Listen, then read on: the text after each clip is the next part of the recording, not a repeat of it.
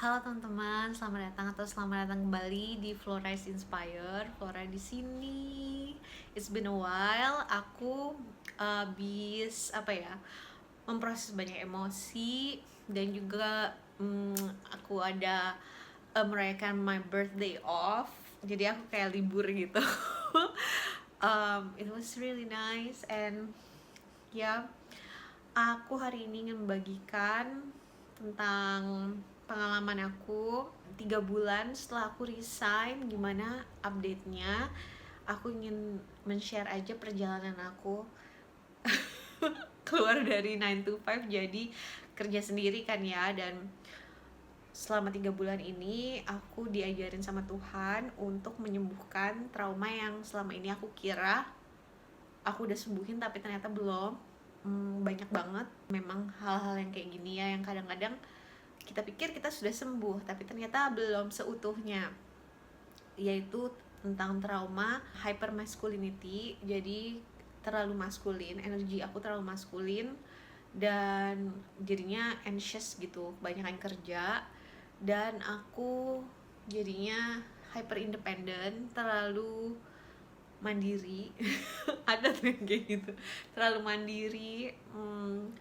Dan aku juga diajarin Tuhan untuk mengandalkan Tuhan, membiarkan Tuhan menjadi penyedia atau jadi provider buat aku, jadi memenuhi kebutuhan aku serahin ke Tuhan. Karena ternyata selama ini tuh aku benar-benar bersandar pada diriku sendiri dan aku bersandar pada kemampuanku sendiri dibanding kepada Tuhan. Dan setelah aku ngejalanin ibaratnya bisnis sendiri lah ya selama 3 bulan ini, aku diajarin untuk itu, untuk benar-benar kayak kamu selama ini terlalu apa-apa maunya semua dikerjain sendiri. Terus aku ternyata nggak percaya gitu sama Tuhan, kalau aku nggak ngelakuin lebih banyak aku bakal dipenuhi kebutuhannya. Jadi kayak aku ngerasa kayak aku harus kerja terus, aku harus promote produk sama service aku, dan aku harus terus kerja aja pokoknya. Jadi memang orang-orang yang hyper maskulin dan terlalu independen itu kayak gitu sikapnya. Jadi kayak kita tuh kerja keras, pikirannya tuh kerja mencapai sesuatu terus, dan mungkin kita jadinya bisa mencapai itu juga, tapi hasilnya adalah kita biasanya lelah gitu, kayak terlalu capek, dan mungkin ada kepuasan-kepuasan lain yang tidak tercapai dan ngerasa nggak cukup juga. Jadi kayak dikejar-kejar sesuatu juga, jadi nggak bisa tenang gitu hidupnya. Nah, itu adalah pertanda kalau kita itu hyper maskulin dan terlalu mengandalkan diri kita sendiri, dan kita mesti belajar untuk menyeimbangkan energi maskulin itu dengan energi feminin, yang mana kita bisa juga belajar untuk merasa cukup melakukan sesuatu, dan kita berserah kepada Tuhan untuk bagian-bagian yang tidak bisa kita kontrol. Jadi biasanya kalau pengalaman aku selama 3 bulan ini kan kayak sebenarnya Tuhan tuh udah kasih aku kan untuk inspirasi lah untuk apa yang harus aku lakukan dalam pekerjaan aku supaya aku bisa dapat klien.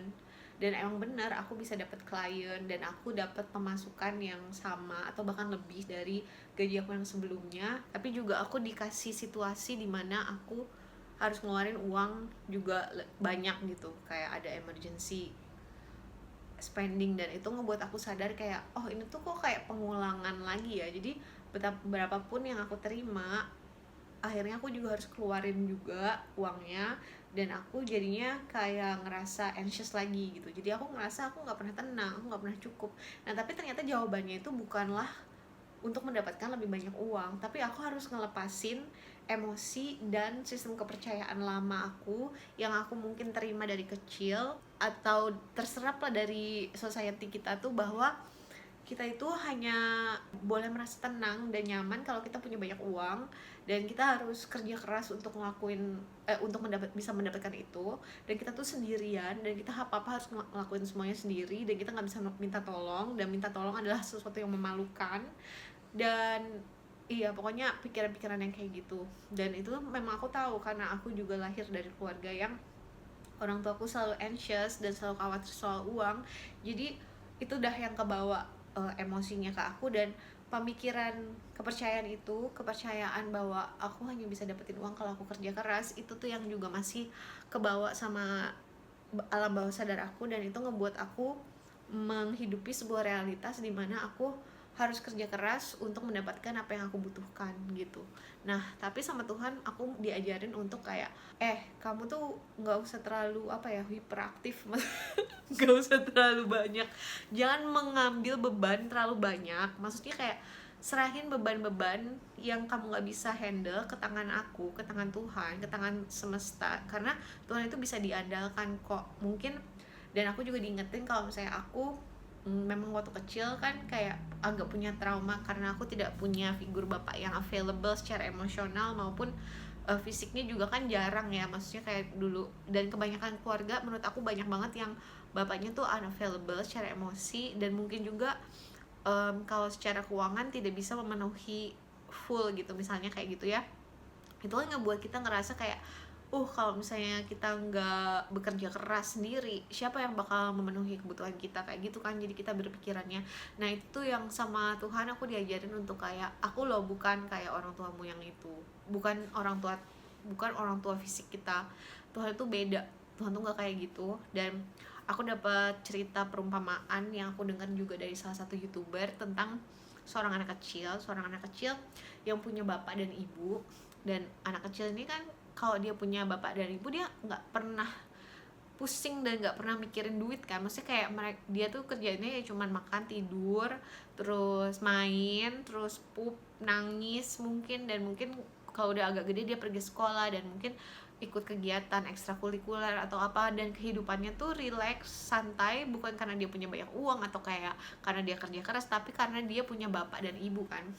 Jadi aku diingetin juga, dikasih tahu, dibilangin kayak kamu bayangin deh kalau kamu punya bapak dan ibu, kamu nggak mungkin dong tiap hari kamu mikir kayak gini, Pak besok kira-kira kita harus pindah nggak ya, bapak punya uang nggak ya buat makan, kita bisa nggak ya tetap tinggal di sini gitu. Nah itu tuh yang ngebuat aku ngakak juga sih waktu itu, karena aku juga sempat kepikiran, Tuhan, menurut Tuhan aku tuh tinggal di kosan aku yang sekarang tuh terlalu mahal nggak sih kosannya, apakah harus aku pindah ke tempat yang lebih murah kayak gitu-gitu. Terus sama Tuhan tuh pas aku berdoa, aku cuma dibilang enggak, kamu tuh terlalu khawatir, maksudnya kamu percaya deh sama aku kayak gitu. Dan aku tuh kayak bilang percaya susah susah Tuhan, tapi itu yang aku belajar lakuin. Jadi benar-benar waktu emosi aku ke-trigger kan, aku khawatir, aku bingung, kok aku dapat duit terus harus keluar lagi, terus aku dapat duit dari mana. Yang Tuhan ajarin itu untuk kayak lepasin rasa takut itu, lepasin rasa takut kalau aku tuh nggak ada yang support, kalau aku tuh sendirian, kalau aku harus nyelesain semuanya sendiri tuh, itu tuh salah. Maksudnya itu adalah pemikiran dan kepercayaan yang salah, dan ada emosi dalam diri aku berupa duka dan rasa sedih yang juga menghalangi perasaan tenang dari Tuhan itu yang harus aku lepasin. Jadi pada akhirnya aku berdoa ke Tuhan, aku bilang, Tuhan, aku ngerasa overwhelmed, aku capek juga sih, jadi kayak aku pengen belajar untuk percaya sama Engkau, dan ajarin aku untuk percaya sama Engkau, ajarin aku untuk memikirkan pemikiran yang benar, untuk mempercayai hal yang benar, untuk percaya kepadamu, dan untuk ngelepasin emosi dan energi negatif dari masa laluku, dari masa kecilku yang ngebuat aku selalu gelisah dan selalu takut kayak gitu. Dan akhirnya ya aku sambil grounding, sambil berdoa, sambil rilis emosi, sambil nangis, aku jadinya belajar untuk mempercayai Tuhan kayak gitu sih.